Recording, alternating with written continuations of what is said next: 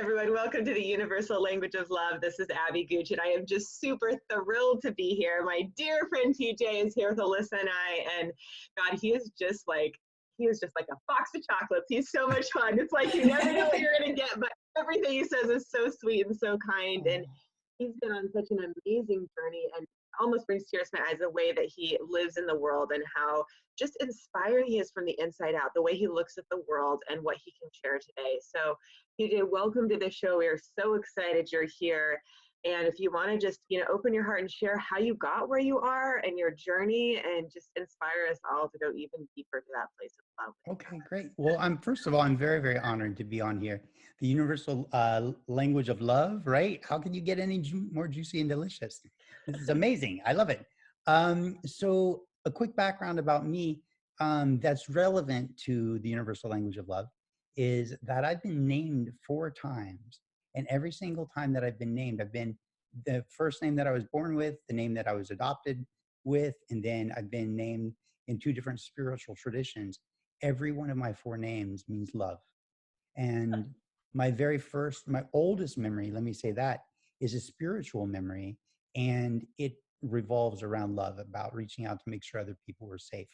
So it's pretty interesting to me that my whole life has been wrapped around this idea of love and being kind and compassionate and generous, to the point that when I was little, I didn't want to, I wouldn't kill bugs because I didn't want anything to ever suffer. I didn't want to throw away boxes because I didn't want them to be sad and not know that they were also loved, So I've always had this desire to make sure that everyone and everything knows that it matters, and everyone and everything knows that it's loved also, right? It all matters. It's all connected. Yeah. Awesome. I love that. I just had this meditation from a yoga teacher who said basically you breathe in love and you send it to yourself, and then you send it to your friends and family, to your community, to anybody that's harmed you, and then to every living thing. And it really just changes your frequency. It does. It raises that bar to just being love and emitting that. That's a form of Tonglen Tibetan meditation. I think she did say something. I don't remember what it was, but she quoted somebody, and I was like, whoever it is, it works. I do that sometimes when I'm in the car with someone and they're driving and I see a homeless person on the side of the road. I breathe in their pain, transmute it into love and light, and I make an effort to breathe it back out into them. And whether or not anything actually is ever happening, something's happening inside of me at the very least that is creating a greater level of compassion and kindness and generosity and want for other people's health and happiness. It's beautiful. Thanks. So what has been your journey to connect to this place of love within you? Did you just kind of recognize it? Wow, I am that. I know I was named love, but how did you experience yourself as oh, wow, here I am. I've always just been a pretty spiritual little guy. And I used to talk about God to my mom when I was little. I remember being 5 years old and talking to my little 4-year-old friends and saying, God is in that tree, and God is in that bush, and God is in that grass, and God is in you, and God is in me. So that makes us brothers and sisters. So for me, it was a universal language of love. It was all about that. And that's just the way that I've always thought. And so there wasn't really a transition to it. However, there have been phases in my life when I lost it. Puberty was really difficult, where I wasn't thinking about anybody else but myself. There have been times, through my young adult life, and even on occasion now when I get, distracted by something, I lose that connection. And so even just a couple of days ago, I was talking to a girlfriend of mine, and she said, hey, I feel like you're a little disconnected. And I was like, you're right. I've been working a lot. So I've regained, reconnected, stopped, put everything down, returned to that breath. And I've been meditating since I was 19. And so now I just do something that I call one breath mushin. Mushin means no mind. So I just breathe in, one breath, let everything go, or breathe in that connection, exhale one time, and release all of the resistance. And then I'm good again. I'm reconnected. But I don't always do that. I get tripped up like everybody does. But the fact that people matter so much to me and that I don't want anybody to ever suffer is why I always return back to love. and I make an effort to put people first. So, it's less about what my journey to love has been and more about the returning. Because when we talk about the way or the path, we often think that it's a practice, right? I meditate this many hours a day and I go see my guru and, I do all this journaling to let go of the trauma from the past and all of that. But the real path is just returning. It's just, oh, my mind has wandered and returning back towards the breath. Oh, my mind has wandered again and returning, coming back to the breath, coming back to the love. Oh, I was distracted and a little disappointed and frustrated. Wait, is this how I want to feel? No, how do I want to feel? I want to feel love and kindness and peace and gentleness. Okay, then just return to that. So the real path is just the returning. The real path is just recognizing, when we recognize, it's just realigning. That's the path. There's no long process. It's literally turn around and you're good again, right? Does that make sense? It's just so beautiful. Yeah, I was thinking this morning, like on my beach run, I think we talked a little bit before, and I was like, wow, like love is already here. Like there's nothing else we need to do. And I was thinking, like a child, like as children, we're all born, we're created from love, and we are all born as love. Yeah. And so I love that you're bringing the children piece into it, right? Because love, for us to connect with love, there's basically a 4-step process that I like to take people through. And I'll take people through that in just a moment. But the first thing is to return to innocence, right? And it's that return to innocence that all of a sudden we don't have the resistance, we don't have the adult mindset, we don't have the fear factors that are, that wear on us as adults. When we return to innocence, even as an adult, all of a sudden we realize that love has always been there. I like to say, people say that God is love, right? Or some religions have quoted that God is love. And one of my former spiritual gurus, when asked, is God love? Said, where I've been, there's nothing. Love is the fragrance that emanates from the divine. That's delicious. Love is the fragrance that emanates from the divine. So it's not that God is love, because, love can't contain that which is the divine, right? But love is the messenger. So God is always talking. The question is, are we listening? And, I don't know if everybody else is going to be spiritual on here, but, when I talk about love, it connects me to spirit. And so if God is always talking and the question is, are we listening? Then once we are listening, what do we hear? Love, kindness, patience, compassion, generosity, peace, bliss, stillness. Stillness is part of that process. And there's a difference between being silent and being still. Being still means that everything in you is presence. That there is a difference between being in the present moment, which is limiting, and being in the presence, which is liberating. And when we calm down and we still and we get quiet, even if you're running and out jogging, even if you're out running, you can still find a stillness in you where all of a sudden the problems wash away and you realize, oh, I'm not disconnected from anything. There is only oneness. And in that oneness, there's just presence. And then we realize that all is love. It's as if love is the quantum energy field that built everything, right? So my process to get back to love is, there's a 4-step process that I like to take people through: becoming open and receptive, becoming aware, becoming appreciative, and then becoming grateful. And I want to walk through those steps and then add a little secret piece. Okay, so if we become open and receptive, we're basically letting go. So letting go is sort of a sneaky piece in there too in the beginning. What can you let go of right now today? What can you let go of right now today? And when you start to realize the things that you can let go of, you're like, do I need to hold this grudge? Do I need to hold this anger? Do I need to hold this frustration? And if I say I don't want it, you don't even have to, do I need it? Just don't even ask that. Ask a different question. Do I want to feel how I'm feeling right now? And if the answer is no, then ask yourself the second question: well, what would I rather feel instead? And if love comes up, the first step is let go. Let go of what is standing in your way. I always say, seek not to love more, but instead to remove the obstacles separating you from love. Seek not to love more, but instead to remove the obstacles separating you from love. And so when we begin to let go, we become open. And when we become open, we naturally become receptive to whatever outside forces are coming in, to whatever movement is inside of us. And then when that happens, we become aware. We become aware of the smell of flowers, the taste of food, the feel of the sun on our skin. We become aware of the beauty that we see with our eyes. We become aware of the movements inside of us. And then through the awareness, we begin to appreciate, which is stage 3.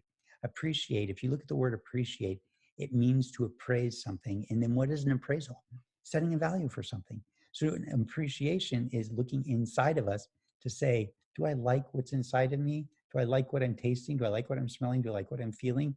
So it's an appraisal. It's just simply, I like this or I don't like this. I want more of this. I never want that again.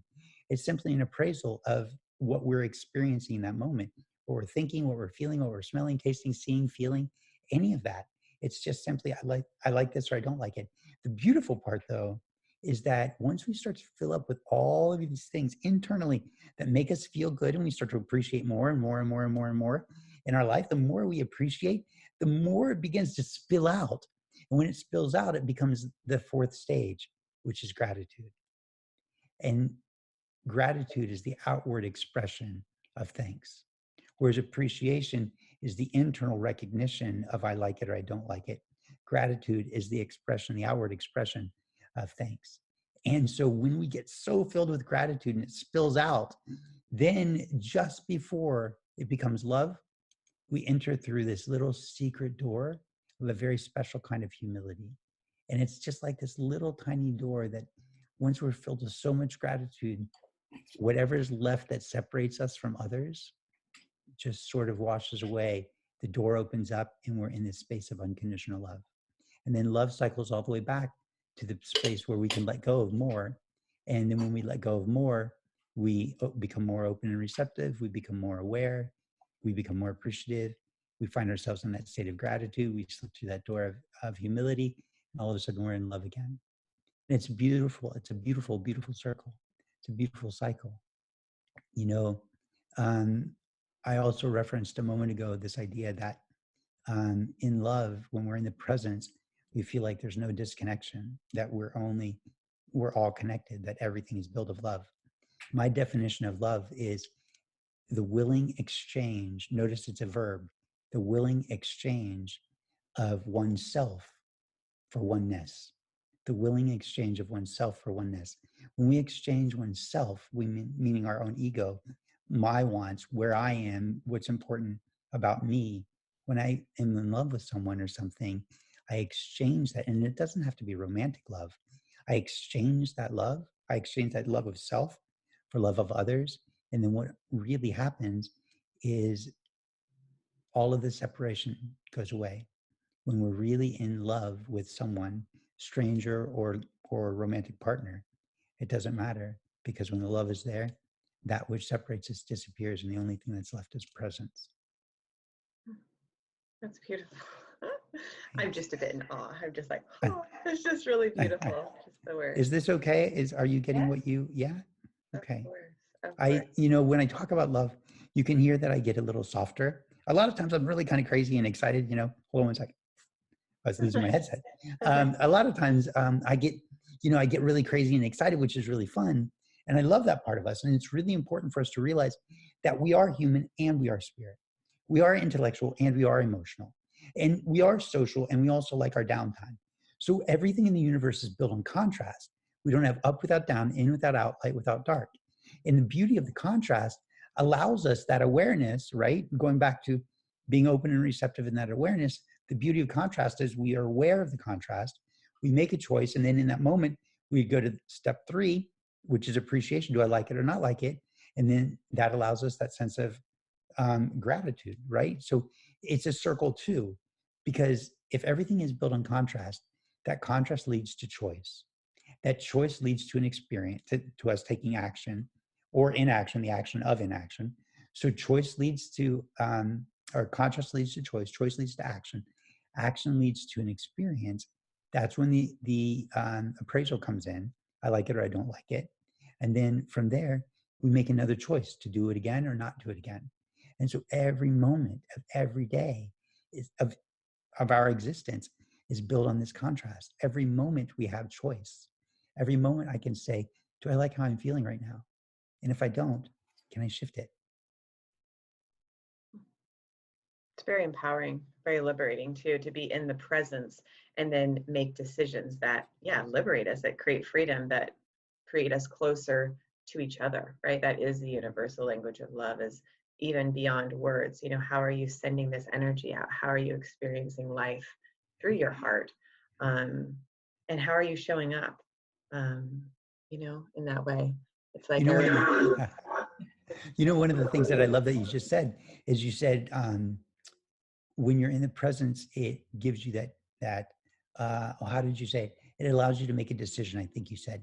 And that's so true. So many times we want to make a decision, but we can't make a decision based on, or when we're disempowered, right? The best decisions that we make are when we're in an empowered state.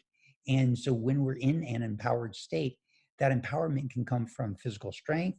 It can come um, um, from intellect, but it can also come from a sense of being connected spiritually. So before you make a decision, I always teach my clients PDA, power, decision, action, right? So the moment that you're like, oh, I need to make a decision. What am I going to do? I don't know. This is kind of difficult. If you're disempowered, you won't make a good decision. So come back into meditation, come back into prayer, come back into journaling, go for a run, whatever it is that helps you to get reconnected to your power, your alignment, your strength, your focus. And then you can ask yourself, okay, what's the next thing? Okay, what do I need to do? Okay, what's the decision? And the decision will come through you as if it's downloaded to you, but it doesn't download to you when you're disempowered because there's too much chaos. I don't know, is this right? I don't know, should I do it this way? What about that? I don't know.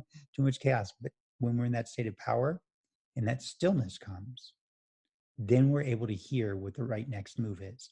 And so power, decision, action. And there's no space between decision and action. As soon as the decision is made, the action must be taken.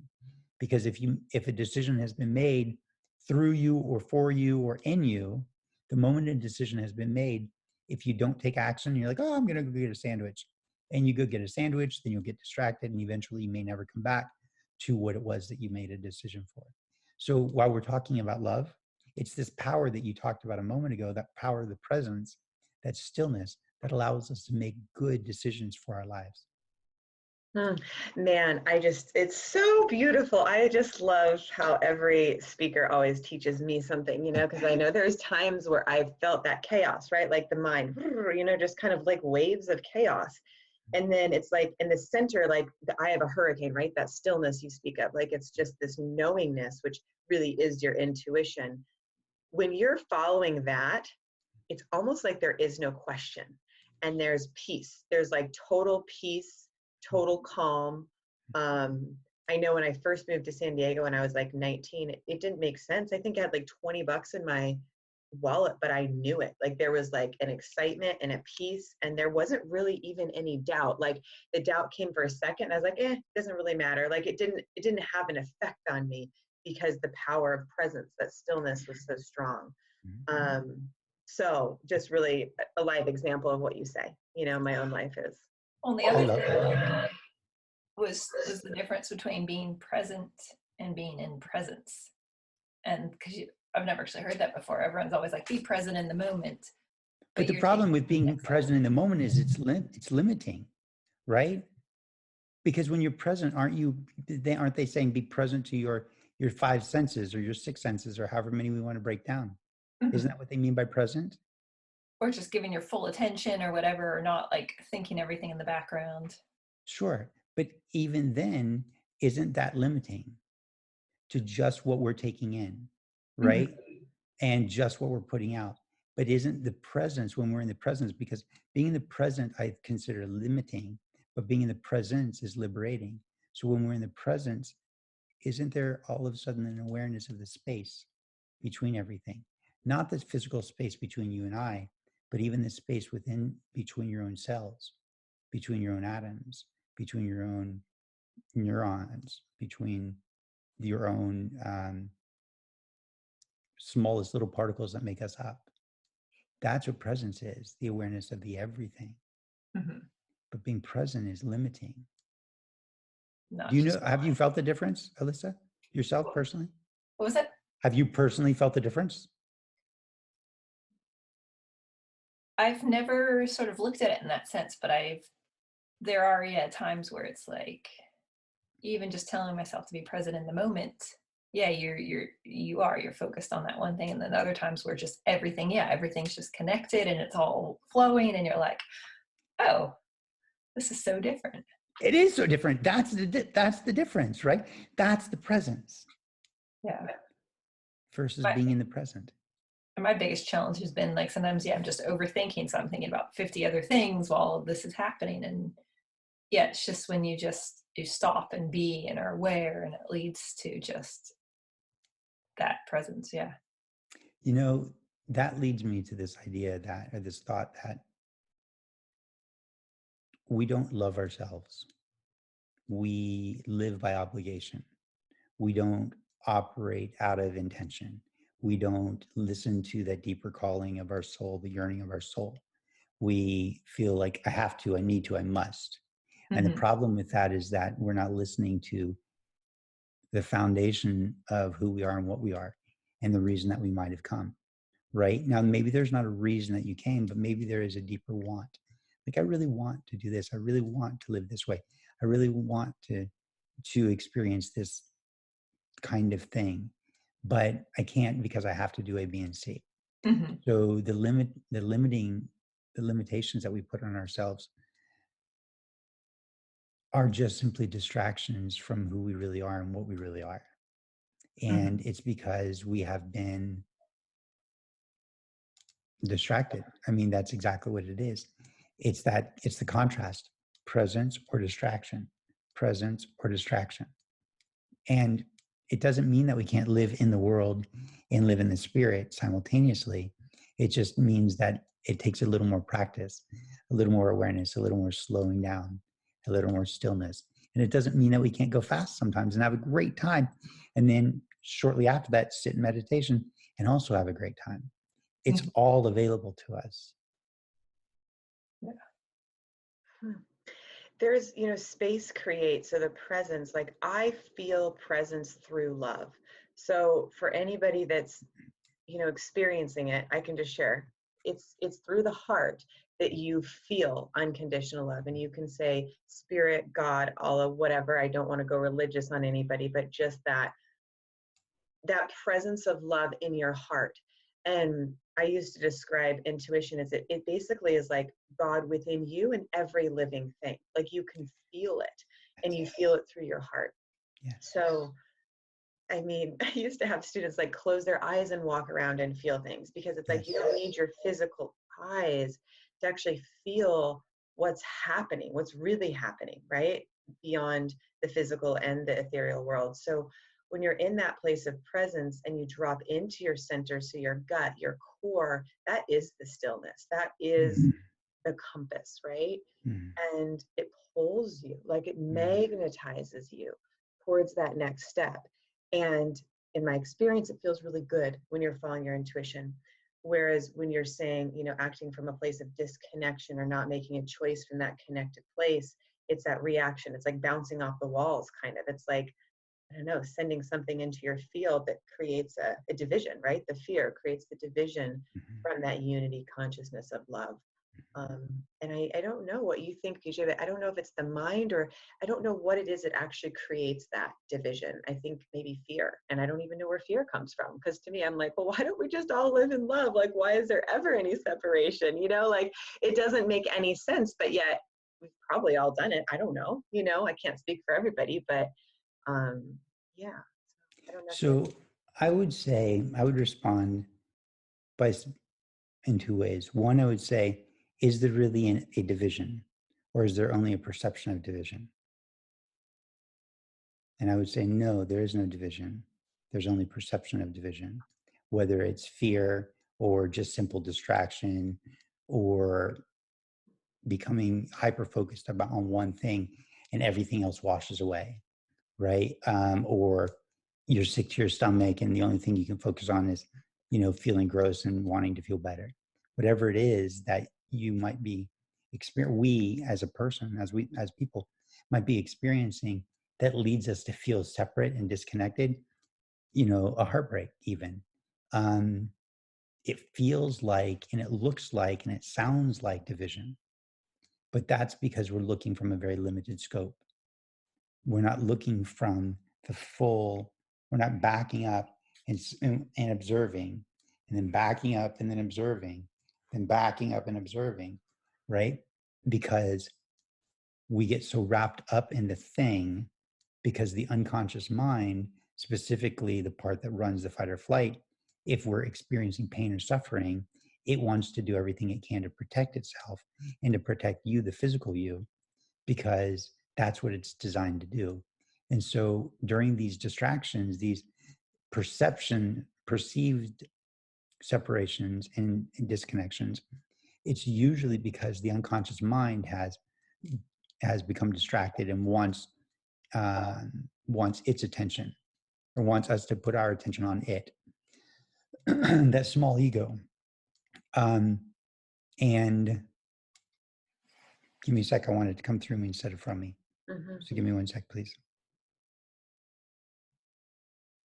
And so there is this perception that we are separate. And it gives us that feeling. We pour into that feeling. We believe that feeling. We buy into that feeling. But it's not true. It's a limitation. The other component of this is, again, I want it to come through me. Give me 1 sec.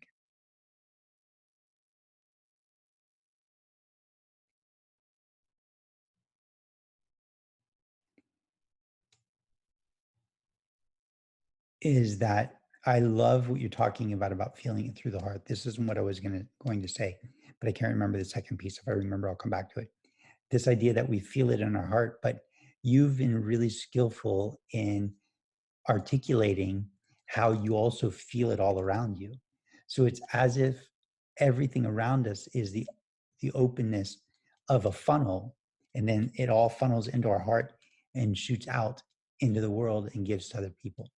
So we cannot love without being loved, because the love has to come through us and before it comes out of us.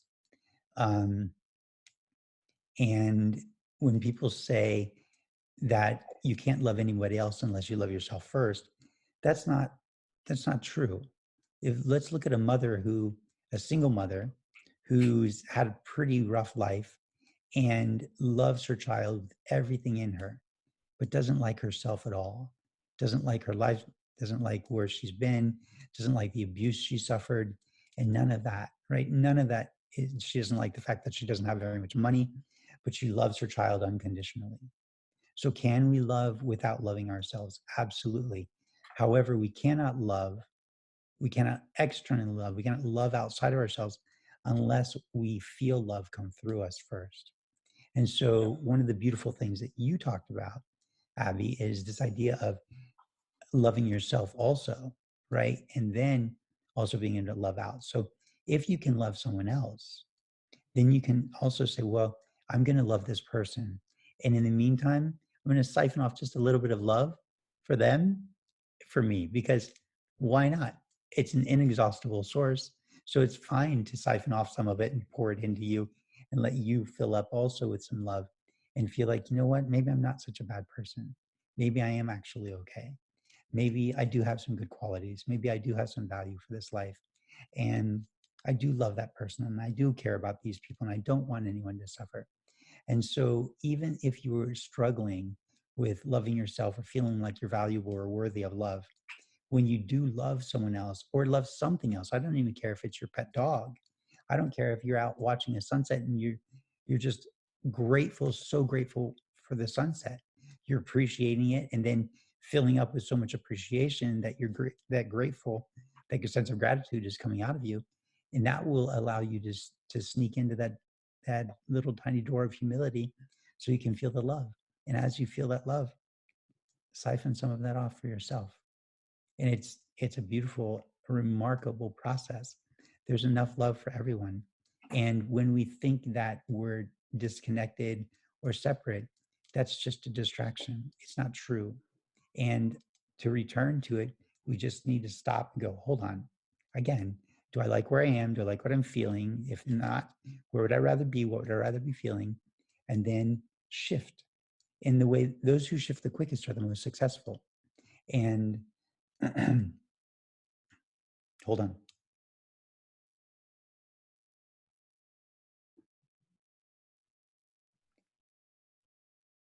And there's a oneness in this shift, that the moment you shift, you realize that there's not a two-ness. There's not me and you or me against the world. There's just the presence. So and that happens because we let go. We let go of what's no longer serving us. We let go of the distraction. And that unconscious mind, oh, I know what I was going to say. I talked myself into it. The second piece that I wanted to say is that I recognize and believe there are two consciousnesses. There's the divine consciousness that, not Freud, but Jung might call the collective conscious, right? But then there's the individual consciousness that's in each one of us and every other person out there, and the dogs and the animals and the trees. There's a different kind of consciousness in all of us. And so what we get to do is we get to witness, one of the beautiful parts about being human is we get to witness the love flow through. So there is a passage in the Christian Bible that talks about going out and witnessing to people, right? Go out and witness. And within Christianity, they mean go out and tell other people about Christianity, about Jesus. And I've been thinking about that and meditating on that for quite a while. And I got this sensation that I thought that word was wrong, that it was more like, how did that come about? And it was, in my mind, it was as if a spiritual teacher, someone who was connected to the religion and that particular faith, was walking along with their student. This person, they ran into this person who was struggling. They talked with this person, they listened to this person, and just by the sheer power of their love and their patience and their kindness and their connection, that person converted right there into the Christian faith. And as the teacher walked away and the student walked with him, the student was like, that was amazing. How did you do that? That person was so angry and bitter and upset. How did you shift them? In my mind, in my story that I've created, the teacher said, I didn't do anything. I just witnessed. I just witnessed the same that you witnessed. Right. And so it was a mistaken use of the word. Now, whether that's what really happened or not, this is the story that I've created. And as I was telling someone this, they said, oh yeah, that's true. And I said, what do you mean that's true? And they said, the person that I was talking with actually was a Hebrew scholar. They said that word doesn't mean witness, it means echo. So think about this. We are to be our the consciousness that makes Abby and Alyssa and PJ and all the people listening. That's a secondary consciousness. We just get to echo as above, so below, right? And so we witness the love that comes through us. And it's in that consciousness that allows us to then share it out, just like the divine universe shares it into us. We then share it out to others. It's the same. It's the same. There's no separation. Beautiful. Thank you. I feel like I could keep dropping it deep, but I don't want to commandeer the conversation. I want to make sure that it's actually a conversation and not me just doing all the talking. Totally fine. Yeah, I mean, I was going to see if Alyssa had any other questions. I love just the channeling and the connection through presence. I mean, yeah, to me, it is a conversation. It's all good, It's just allowing that flow, connecting to the higher, and transforming. Absolutely. And so what process do you go through to transform, Abby? I mean, I use the heart and then dropping into the core, into the gut. So I'll just bring my awareness, because to me, my head, as you even know as a friend, can be so active. Like it can just really create a lot. And so I have to align with love. So bring myself into my heart and then from there drop into my core. And I think, the biggest thing is to wait, to kind of, that's where I'm at in my journey, is to not have to react so fast, but to wait. But the way I connect is, through the heart. Talk more about the waiting, because the waiting, I think, is really important for your audience to hear. Yeah. So the waiting is like a stillness. There's like a divine timing of things. And sometimes you need to act at a certain moment to make something happen, and sometimes you don't. So there's action and non-action. And so if you're waiting, you can wait till it aligns. It's like, I'm just trying to imagine, like, if there was like a dot above my head and I needed to align with that dot, like I would need to get in the right spot to align with that dot that's coming down. So the waiting is like, oh, let me wait till I can align to that alignment, which I do believe is as above, so below, right? Like everything's created in energy first. So when we open our heart, we're actually opening up to the infinity of consciousness. And then when we're connected to our core, we can use that as our compass, our right action, right? So that intuition, that gut feeling then moves us into alignment with that. You know, and I mean, I've used the example, I think, of, you know, when I first came to San Diego and, you know, started the business, I left a scholarship and then I was guided to go at a certain time, you know, to start a company. So it's like, there's certain things that needed to happen. And I'm sure we can all think of that for our lives, right? Like at a certain time, certain things happened that allowed us to get exactly where we are now. So the waiting is, it's the non-reacting in fear. It's the waiting and the pausing until love moves you to the next step. And like you're saying, distractions, to me, that's a good way to put it. It's just the chaos of the mind, right? Like, and then you're just kind of reaching for something instead of aligning. But the way is an important way for people to understand, because there have been times in my life where I said, okay, I don't know what to do. I'm just going to wait. And I would literally just sit on the floor by my bed and I would wait.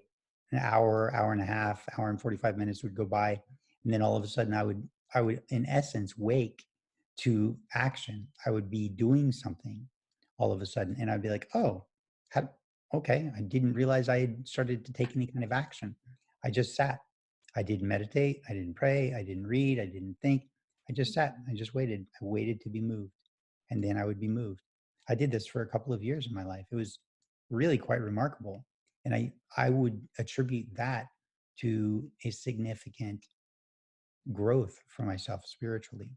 Um, you know, when I first moved to Arizona in 1997, the very first night I was here, one of my spiritual teachers said, I want you to go home and I want you to pray. And I want you to ask, you know, what does God want you to do with your life? And, you know, I might say God, you might say source or universe. It doesn't matter. What matters is that I was looking to the universe to give me some movement. And we don't have to do that. There's some value in that. We can also just look inside of ourselves, because when we look inside of ourselves, that soul is basically a connection back to the divine anyway. In the word desire, when you break the word desire into two parts, desire, it means of or from the Father. Not suggesting that there is a patriarchy within spirituality, but just look at that word. Maybe there's a reason inside of you that you want something, that you desire for something. Maybe there is something inside of you that goes deeper than just your conscious or your subconscious, or even deeper than your own heart. Maybe it goes soul deep, maybe it goes divine deep. So maybe there's a reason. So anyway, I went back to my place and I sat down and I sat in prayer for a moment and I said, God, what would you like me to do with my life? I moved to Tucson. I believe this is what I was supposed to do. Now, please show me what you would like me to do with my life. And I I had my eyes closed already. And I just got calm. I got really still. And I didn't intentionally get really still. I just became very still. And in that moment, a pillar of golden light came down through the ceiling, through the top of my head, filled my entire body, and I heard one word, love. And I knew in that moment, it didn't matter what I did, as long as I did it with love. And then for 3 months following that, I had this feeling that I was going to be hit by a car or a bus at a bus stop. And it was like flashes and vision, like this was going to happen. And so I would, because I don't drive, I would sit at the bus stop behind the big concrete trash cans, around the metal frame of the bus stop. I'd sit, 25 or 40 feet away from the bus stop, in front of it, 25 or 40 feet past it, and wait for the bus to show up. Just because I was like, if I'm getting these premonitions, I'm not going to get hit by a bus. The premonitions are coming by a car or something jumping the curb. The premonitions are coming for a reason to keep me alive. So in April of 98, that was 97 when I had that vision. And then in April of 98, I had a friend of mine drop me off and I was walking to martial arts class, pushing my wheelchair. And I was almost there and I got to a busy intersection and I saw this big black SUV on my left side. And the gentleman in the driver's seat was looking to his left at oncoming traffic. I was walking towards traffic on the sidewalk and he was looking at the oncoming traffic. I looked at oncoming traffic, didn't see any place for him to pull out into the 3 lanes of oncoming traffic. And so I walked out in front of him, forgetting, and I literally 15 or 20 feet earlier walked past a bus stop, not even thinking about it. Walked right out in front of him. He didn't even look in front of him. He gunned it. He hit the gas and hit me and knocked me out of my chair, threw me through the air, crumpled my wheelchair underneath his SUV. As I'm in the air, I had time enough to pray to say, God, whatever you do, please don't let him roll over my pelvis. I tucked and rolled as best as I could. And as I did, his front driver's side wheel came to rest leaning against my pelvis bone. Not over it, leaning against it. Had he rolled 2 more inches, he would have crushed my pelvis. There happened to be an EMT team, an emergency medical team, inside the restaurant that he was pulling out of, who witnessed it. They ran out, took care of me, picked me up, took me across the street to the hospital. I wasn't meant to die that day. But what happened over the next 4 months of therapy, I realized I was sinking deeper and deeper and deeper into depression because everything I did hurt. I couldn't sit up anymore. It hurt. I couldn't lay down. It hurt. I couldn't roll over. It hurt. I couldn't sit in the shower because the shower itself was hard. You know, the bottom of the tub was hard. Sitting on the toilet was hard. I couldn't feed myself because I couldn't find a comfortable way to sit. I couldn't push my wheelchair. I was having a hard time working, and my life was just falling apart. And I was becoming less and less and less positive. And I've been speaking since I was 7. I've been a professional speaker, a motivational speaker since I was 7. So, but I was very rapidly becoming more and more and more depressed. I was sad and hurt and lost because I was focusing only on what I didn't have. And then the very last day that I was in physical therapy, the PT said, PJ, I don't know what to do for you. He's like, I'm very, very sorry. He's like, I've checked with all of my medical journals. He's like, I went back and looked at all of my medical books. He said, I talked to some of my professors. I've talked to all of my mentors. He's like, and no one seems to have any ideas. We've tried everything. He said, I did talk to a mentor a couple of days ago who offered one suggestion that we haven't done yet. He said, you might have popped your pubic bone out of place when you hit the concrete, when you hit the blacktop. And he said, I want to palpate it, which means he pushes through the lower abdominal wall at the groin level, pushes in to feel whether or not the pelvis bone is in the left side is in alignment with the right side. And he pushes in and he goes, that's it, PJ. He said, your pelvis bone is out of place. So I laid on my left side and he grabbed a hold of my right pelvis bone and he said, he's like, this is going to hurt. And he popped that sucker back into place and it definitely hurt. But the moment that I went through the pain, as soon as I went through the pain, all the pain was gone. Immediately, I was overwhelmed with a sense of gratitude. The appreciation was there. The gratitude was filling me up. And I immediately, as I jumped off by myself, jumped down off of the doctor's table, back down into my wheelchair where I couldn't even push my wheelchair or move or even feed myself because it hurt, dropped probably 1.5 feet off the table onto my butt, into my wheelchair without any help, no problems whatsoever, and no pain. And in that moment that I did that, I realized that way back in October of 97, when like at this point, it was almost a year earlier, when I had that feeling and I had that sense that the light came through me and I heard the word love. When I was there in that moment, I thought that it meant it didn't matter what I did as long as I loved everyone and loved as I took the action. And while it did mean that, it also meant that I was to learn to love myself and love my life and appreciate my life so that I could teach other people to do the same thing. And see, I suffered for those 4 months because what I got to realize was everything that I had been taking for granted. I no longer was appreciating it. I no longer was grateful for it. I was just in complete numbness to it. It was just my life. I'd stopped being appreciative of the physical strength that I had. I'd stopped being appreciative of the independence that I had. I'd stopped being appreciative of, my ability to move around and feed myself and live without pain because I took it for granted. But in those 4 months of suffering, the moment that I said, you know what, that looks like it's going to hurt. That sounds like it's going to hurt, but it also sounds like it's the best thing for me. I'm in, I'll do it. It may not be easy. And that's the letting go. Remember my cycle, my 4-step cycle, really 5-step when we account for the letting go. When I said, okay, let's do it, doc, right, to the PT, and he popped that hip back in place, I let go of my fear of being in pain. I let go of what my life was, and I opened up, right? Let go so that you can open up and be receptive. I opened up and became receptive to what could be. And what became was this awareness of not being in pain, and awareness of the appreciation I had for my life and the overwhelming sense of gratitude. And then my love turned back on again. And that's when I learned to start to love myself. Truthfully, that's when I started to love myself. Because all through high school and college, people would say, you just need to learn to love yourself. You just need to learn to love yourself. And I'm like, how do you love yourself? That doesn't even make any sense to me. I don't even get that, right? It didn't make any sense. But I get it now. I get it now. So I would ask all of your viewers, all of your audience, what is it in your life that you can let go of?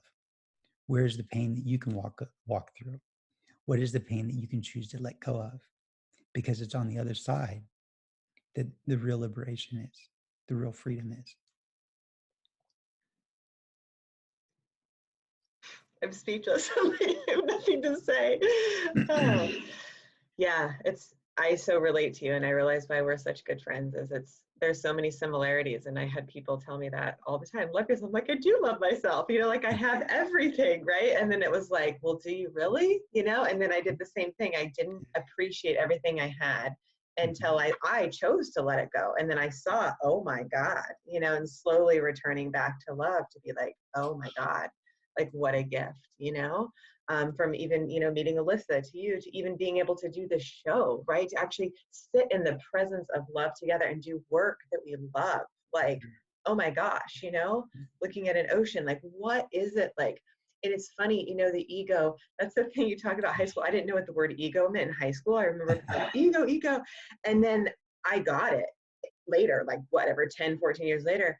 To me, it's like, it's the disconnection from love. You know what I'm saying? It's not actually seeing love in ourselves or love in another. So I know we don't have that much time, so I'm not going to take us on a tangent, but just coming back to that love.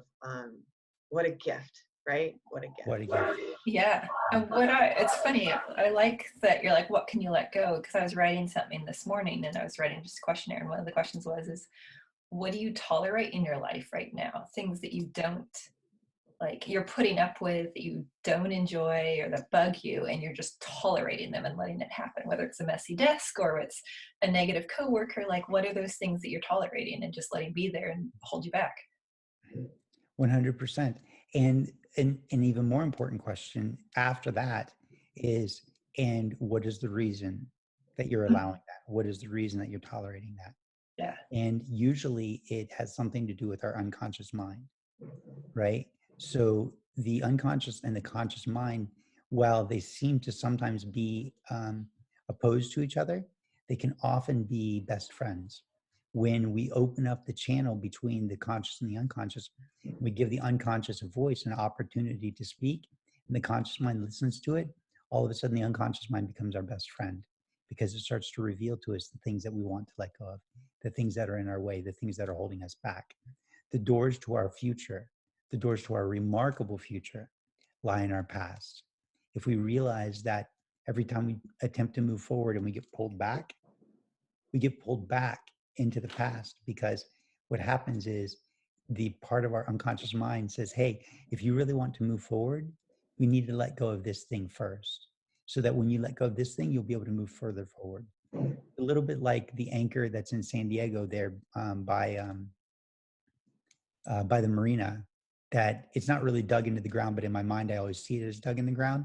Think about this giant ship anchor dug into the ground, and that's your past. And you, right now, present you, right? Everything is fine and normal, but what does an anchor usually connect to? Chains, ropes, cords, lines. So the past, it's stagnant, it's stale, it's not stale, it's stagnant, it's not doing anything.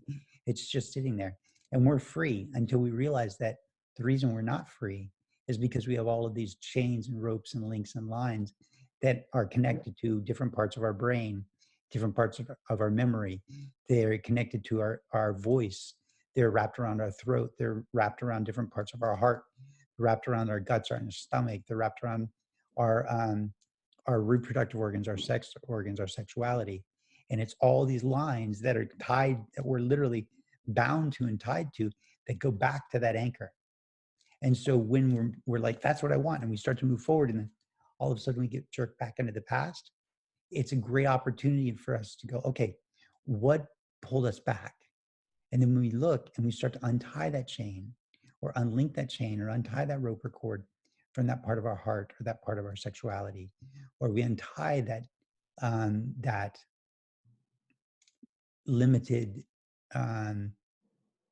ability to speak in the presence of someone, we untie that from our throat or from our mouth, right? All of a sudden we're free then, because we can then set down that rope or that chain, and we can then move further away from that past and much closer to our potential, much closer to where we really want to go. And that happens just simply by going, oh, I got pulled back. Okay, great. What's pulling me back? And befriending that unconscious mind, so the unconscious mind actually has a voice. Because if the unconscious mind doesn't have a voice, that's all the mental chatter that happens in our head. It has a voice and it's going to talk. Whether you listen to it or not, it's going to chatter. The more we listen to it, the more we connect with it, the quieter it gets. Because all its job is be open and receptive to receive anything and everything that it needs to, and then remind us of the things that are unresolved. And it will keep bringing these things up because they're unresolved. And the moment you resolve them, the unconscious mind doesn't have a need to hold on to them for you any longer. It's your best friend. It just feels like your worst enemy sometimes. I love that too, because it's often like, yeah, when something happens over and over again, it's like, what is the lesson I need to be learning from this? Why does it keep repeating? Obviously, yeah, there's something I need to learn, or there's something that you're anchored to that you need to release, and that's your lesson. Mm-hmm. Absolutely. And it's hard too when it keeps repeating. But it keeps repeating because it wants you to learn. It doesn't want you to learn. It wants you to resolve the issue, right? The conscious mind and the unconscious mind both process problems. The unconscious mind doesn't resolve the problems usually. It just processes them and brings them up for the conscious mind to also then process and solve. The problem is most of us get stuck in allowing the unconscious to process. And the unconscious processing looks like rumination, just ruminating, going over it. Oh my God, stop, I get it. The conscious process is we sit down and we go, okay, unconscious mind, what's going on? Why are we feeling like this? Notice I said we. Okay, unconscious mind, what's going on? Why are we feeling like this? What's bothering us? So I'm bringing it in to be part of the whole.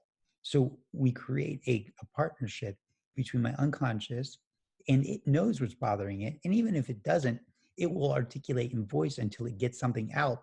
And then the conscious mind goes, oh, there's the culprit. That's what's making me sick. That's, in essence, I look at it like a fish hook. If you've ever gone fishing, sometimes the fish gets overexcited or exuberant and bites it and swallows the hook, right? And so if the hook gets swallowed inside of the fish, you can't pull it out and you kill the fish. You have to cut it and put the fish back and hope that the fish will survive.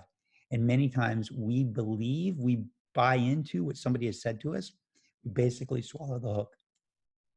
And when we talk with our mind, we talk with our unconscious mind, when we journal, we let this stuff out, all of a sudden we throw up and we go, there's the fish hook. There's the culprit. That's what's been making me sick. Great. Now what do we want to do about it? Yeah. I love that. Just quickly. So is that like the simplest way to just sit down, quiet time, meditate, and just ask your subconscious mind? Or you mentioned journaling, like what are some techniques that are quick? Yeah, so that's actually a really great question. One of the things that I'll do is I will do what I call namaste talks. Namaste, we know, means the divine in me recognizes the divine in you. So I will do this on my own, but I also have my clients do this, where I will have them get very, very close to a mirror and actually talk to themselves, ask themselves questions, answer the questions. And the reason I want them to get close to the mirror is I don't want them to be distracted by everything else that's going on behind them, but I also want them to be close enough to the mirror that they can't lie to themselves. And then through this dialogue and this conversation, you'll probably relieve yourself of about 85% of suffering and what's bothering you. If there's still something really nagging at you and you're just like, yeah, I feel a lot better, but there's still something in there, then I suggest people go to the journal and write. And what happens usually is that 15% will come out and then the culprit will reveal itself. But just like you said, going to meditation, this is also a really nice thing that most people don't.